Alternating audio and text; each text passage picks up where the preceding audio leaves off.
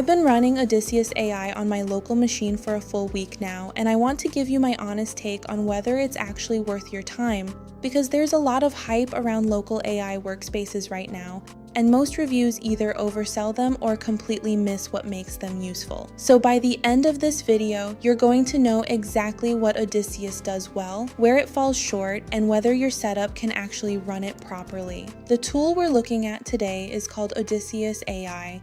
It's a completely free open source AI workspace that runs locally on your machine, which means your data stays on your device and never gets sent to any AI company. That alone makes it worth paying attention to. I've left a link in the description if you want to check it out yourself. So let me walk you through what it actually does. When you first open it, you're going to need to figure out which model to download, and this is the step most people get wrong.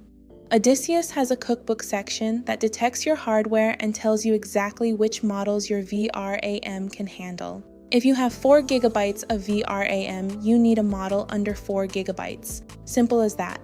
The best overall model for this workspace is Qwen 2.5 32 billion parameters, but that needs 24 GB of VRAM. If you're on lower end hardware, the 7B or 14B versions handle basic tasks fine, but they won't work well in agent mode. That's an important distinction I'll come back to. The features inside are genuinely impressive on paper.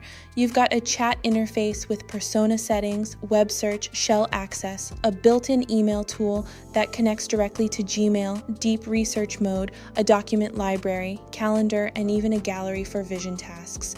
The email tool worked really well in my testing. You connect your Gmail and it can draft AI replies in seconds. That's the kind of feature you actually use.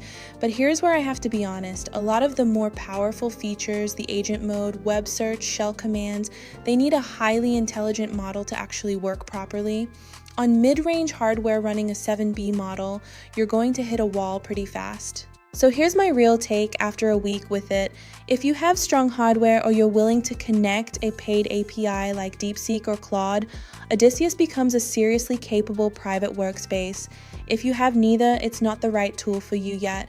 It's also still in early development, so some features have bugs and a few don't work at all right now, but I'd keep a close eye on this one. The foundation is genuinely strong, and with a few more updates, this could become one of the best local AI setups available. With Odysseus, you get full privacy, a clean all-in-one workspace, and real potential, all completely free. Thanks for watching, and I'll see you in the next one.